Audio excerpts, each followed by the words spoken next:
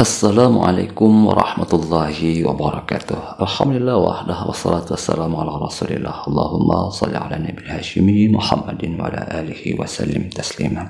Khususan dahratul mu'azzam yang mukarrami guru agung para sahabat nama Sayyidi Syekh Ahmad sahibul wafat tajil arifin radhiyallahu ta'ala al-Fatihah. Bismillahirrahmanirrahim. Alhamdulillah rabbil alamin. Ar-Rahmanir-Rahim. Maliki yaumiddin. Iyyaka na'budu wa iyyaka nasta'in. Ihdinas siratal mustaqim. Shiratal ladzina an'amta 'alaihim ghairil maghdubi 'alaihim waladdallin. Amin. Bapak Ibu ikhwan akhwat saudara yang berbahagia. Kemudian guru agung para sahabat mengutip sebuah firman Allah, "Istahwadha 'alaihim asy-syaitanu fa'ansahum dzikrallah. Ulaika hizbus syaitan. Ala inna hizbas syaitani humul khasirun." Bapak Ibu sekalian yang berbahagia, istahwadha 'alaihim asy-syaitan di dalam tafsir Al-Jilani itu diartikan golaba wastawla asy-syaitanu 'alaihim. Mereka didominasi, dikuasai oleh setan. Apa artinya? Artinya kita dikendalikan oleh setan, diperbudak oleh setan. Kita fanatik pada setan itu. Kita cinta buta sama setan itu. Kita seakan-akan berada di dalam penjara yang tidak bisa berbuat apa-apa karena dikendalikan oleh setan itu. Ya seperti seorang pemuda yang tergila-gila cinta pada seorang gadis. Ini kan artinya pemuda itu dikuasai oleh sang gadis. Istahwadat alaihil fatata. Sang pemuda itu didominasi, dikuasai, dikendalikan oleh kekasih hatinya itu. Sang pemuda itu jadi budak cinta. Dia menjadi fanatik sama gadis itu. Disadari atau tidak disadari olehnya. Jadi Bapak Ibu sekalian, walaupun sang pemuda itu berkuar-kuar, bertagar-tagar, mempropagandakan, saya tidak cinta sama gadis itu, saya benci sama gadis itu.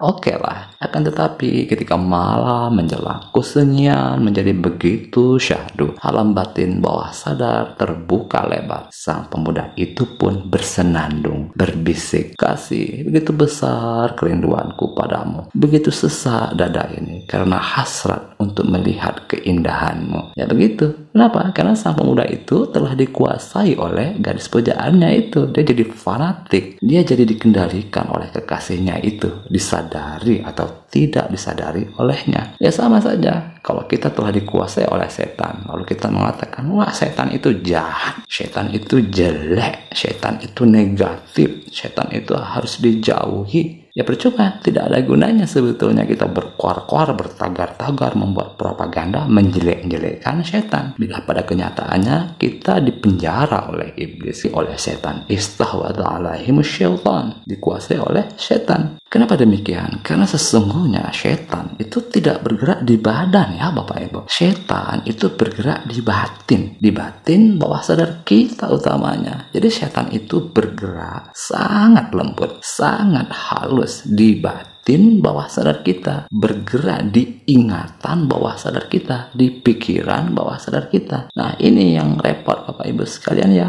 apabila batin bawah sadar kita telah dikuasai oleh setan itu. Seperti dalam sebuah hadis di mana baginda Nabi Muhammad SAW bersabda, "Inna syaitana la yajri min ibni adama majrad dam fadayyiqu majariyahu biljub." Sesungguhnya setan itu bergerak di dalam diri kita melalui pembuluh darah. Maka persempitlah jalan aliran pergerakan setan itu dengan lapar. Jadi setan bergerak di pembuluh darah. Apa maksudnya? Yaitu bergerak di alam pikiran bawah sadar kita. Jadi Bapak Ibu sekalian, darah kita, nah itu kan mengalir terus ya, mengalir terus darah kita itu di pembuluh darah selama hayat masih dikandung badan. Akan tetapi kita tidak bisa mengetahuinya, kita tidak bisa menyadari pergerakan darah di pembuluh darah itu. Secara sadar kita tidak mengetahui pergerakan darah itu. Akan tetapi di bawah sadar darah itu kan tetap bergerak ya, tetap mengalir di pembuluh darah kita. Jadi setan bergerak di pembuluh darah, itu maksudnya setan itu bergerak di alam pikiran bawah sadar kita. Kita sangat susah menyadari pergerakan setan di alam batin bawah sadar itu, sebagaimana susahnya kita mengetahui pergerakan darah di pembuluh darah kita. Jadi pergerakan setan itu tidak terlihat ya Bapak Ibu. Setan itu bergerak di batin bawah sadar kita kita, di ingatan bawah sadar kita dengan sangat lembut, dengan sangat halus, sangat licin, dan sangat licik. Bagi batin yang tidak terlatih akan susah untuk melihat, mengetahui, dan menyadari pergerakan halus dan licik setan di batin bawah sadar kita. Uragung Pangarsa Abah Anom menjelaskan, sabab manehna teh asup karena jero ingatan orang, malah tembus karena perasaan orang, tembus karena kemesraan orang, tembus karena kecintaan orang. Didinya cinta orang disuk-suk ku goda setan, bujukan nafsu, bahaya. Sebab setan itu masuk ke dalam ingatan kita, ingatan bawah sadar, tembus lagi ke perasaan, tembus lagi ke kemesraan, tembus lagi ke kecintaan. Nah, ini kan pergerakan atau keadaan bawah sadar kita ya Bapak Ibu. Di dalam batin bawah sadar itulah kecintaan kita dirusak oleh godaan setan, bujukan nafsu. Nah, kata Pangarsa Abah, bahaya ini. Kenapa? Karena setan berhasil masuk ke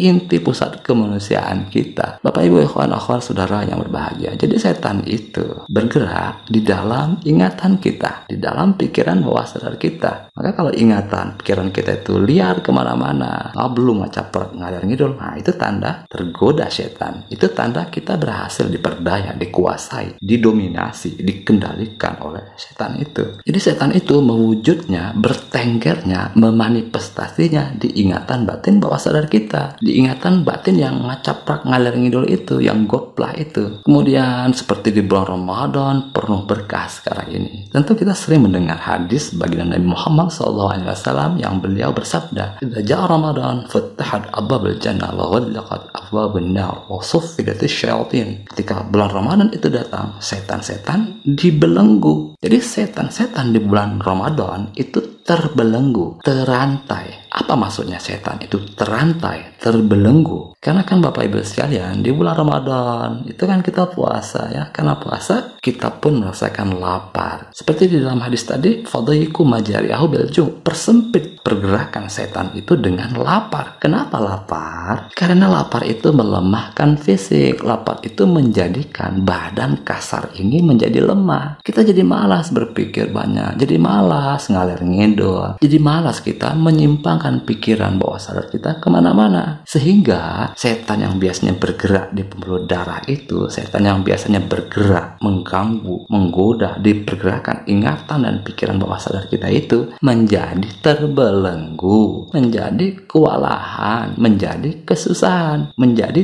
terantai. Jadi dengan lapar itu, dengan lemahnya badan kasar, pikiran yang jelek-jelek, ingatan-ingatan yang negatif, susah munculnya. Bapak Ibu, ikhwan akhwat saudara yang berbahagia. Nah, sampai di sini kan kita mendapatkan hikmah yang luar biasa dari puasa Ramadan itu ya Bapak Ibu. Di sini kita diajarkan bagaimana cara jitu mengendalikan nafsu, cara jitu mengendalikan batin goplah itu. Apa itu? Lumpuhkan badan kasar, lemahkan badan kasar ini. Maka akan lebih mudah bagi kita untuk mengendalikan nafsu, lebih mudah bagi kita untuk mengendalikan batin halus kita. Nah, ini kan dalam formula belajar zikir itu, selama badan kasar masih susah dikendalikan, batin halus akan lebih susah untuk dikendalikan. Jadi kita lumpuhkan badan kasar ini, kita lemahkan badan kasar ini, maka batin halus, nafsu kita akan lebih mudah untuk dikendalikan. Ya seperti di dalam latihan-latihan zikir ya Bapak Ibu, zikir jahar atau zikir ropi. Nah, ini kan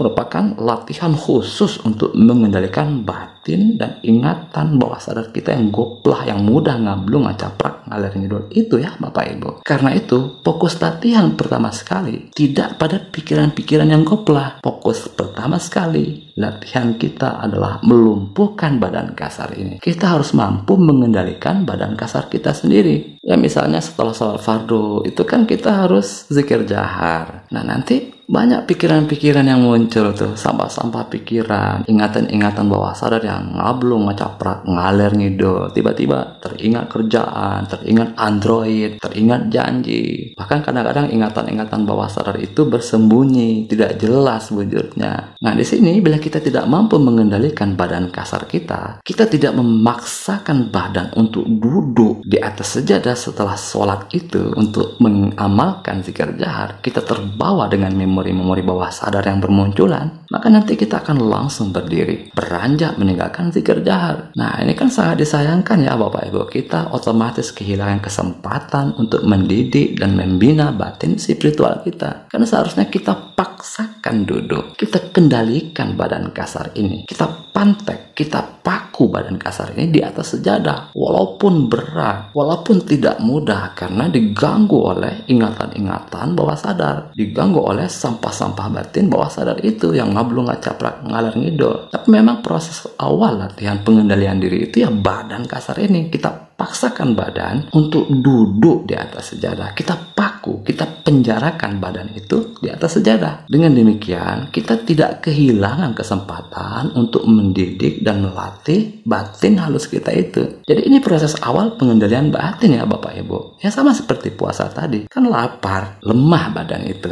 Memang harus kita lemahkan badan kasar agar batin halus lebih mudah dikendalikan. Ya demikian juga di dalam pembelajaran zikir, sebanyak salat fardu, pikiran kita ngalar ngidul. Jangan tergoda oleh pikiran-pikiran yang muncul. Kita paksakan badan kasar ini untuk duduk di atas sejadah. Kita kendalikan, kita penjarakan badan kasar ini di atas sejadah. Jangan terbawa, jangan terpengaruh oleh godaan-godaan dan tipu daya pikiran bawah sadar yang muncul. Maka dengan cara seperti itu diharapkan pikiran-pikiran atau ingatan-ingatan bawah sadar yang liar itu kembali menyadari badan. Pikiran bawah sadar yang tadinya di timur, di barat, di mana-mana, perlahan tapi pasti mulai mendekat kepada badan, mulai menyadari kekiniannya di mana badan itu di atas sejadah. Ya ini seperti kita menaklukkan koloni lebah. Ratunya dulu yang kita kuasai ya Bapak Ibu. Ketika ratunya itu bisa kita kuasai, ratunya bisa kita kendalikan, kita penjara, maka koloni-koloni lebah itu lamban tapi pasti akan mengikuti kemana ratu pergi. Maka dengan demikian kita lebih mudah untuk mengendalikan dan memindahkan koloni lebah itu. Ya seperti itulah kita mengendalikan batin halus ini, batin yang goplah ini. Badan kasar dulu yang kita kendalikan, yang kita penjarakan di atas sejadah. Badan kasar ini seperti ratu lebah tadi. Ingatan yang bercabang liar kemana-mana itu seperti koloni lebah yang liar-liar itu. Ketika badan kasar ini kita taklukkan, kita penjarakan di atas sejadah, maka ingatan-ingatan yang terbang kemana-mana tadi itu lamban tapi pasti akan mulai kembali mendekati badan, akan mulai menyadari kekinian yang badan itu sedang di atas sejadah. Baik, itu saja yang dapat kita pelajari pada kesempatan kali ini. Semoga ada hikmahnya untuk batin spiritual kita, khususan di Lahlatul Mu'azzami wal Mukarrami Guru Agung Pangsa Abhanom Sayyidi Syekh Ahmad Shahil wa Fattah Arifin radhiyallahu ta'ala anhu. Al-Fatihah. Bismillahirrahmanirrahim. Alhamdulillah rabbil alamin. Arrahmanirrahim. Maliki yaumiddin. Iyyaka na'budu wa iyyaka nasta'in. Ihdinas siratal mustaqim. Siratal ladzina an'amta 'alaihim ghairil maghdubi 'alaihim waladdallin. Amin. Allahumma shalli 'ala nabiyil hashimi Muhammadin wa 'ala alihi wa sallim tasliman. Allahumma shalli wa sallim wa barik 'alaihi. Wassalamualaikum warahmatullahi wabarakatuh.